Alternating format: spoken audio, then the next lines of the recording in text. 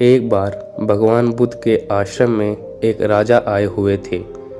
वह महात्मा बुद्ध से एकांत में कुछ कहना चाहते थे, परंतु महात्मा बुद्ध ने उन्हें यह कहकर मना कर दिया कि सब जगह एकांत ही है। राजा ने महात्मा बुद्ध से संन्यास लेने की इच्छा प्रकट की। इस पर महात्मा बुद्ध ने एक शर्त रखी कि वह नग्न होकर अपनी राजधानी में अपने आप को जूते मारकर घूमे। राजा ने ऐसा ही किया।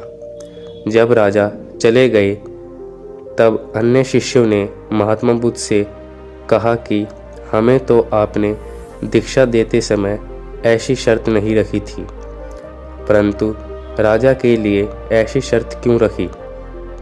महात्मा बुद्ध ने कहा, तुम लोगों के अंदर इतना घमंड नहीं था, परंतु यह एक राजा है, इसके अंदर बहुत घमंड है।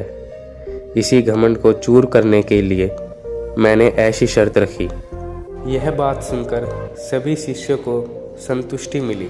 जब राजा आश्रम को आए और कहा कि जैसा आपने कहा वैसा ही मैंने किया, अब तो मैं संन्यास ले सकता हूँ। महात्मा बुद्ध ने कहा कि तुम्हें संन्यास लेने की कोई ज़रूरत नहीं है। तुम अपने राज्य में वापस लौट जाओ और स्वामी बनकर नहीं, सेवक भाव से अपनी राजधानी संभालो। राजा के अंदर बहुत घमंड था। उनके अंदर ऐश्वर्य को प्राप्त करने की आग के समान ना बुझने वाली इच्छाएं थी। गौतम बुद्ध सब जानते थे, इसलिए उन्होंने राजा को नग्न होकर अपने आप को जूते मारते हुए राजधानी में घूमने का आदेश दिया, जिससे उनके अंदर के राज्य लक्ष्मी का घमंड चूर हो गया और वह एक सन्यासी के समान संयमी और मोह से मुक्त हो गए।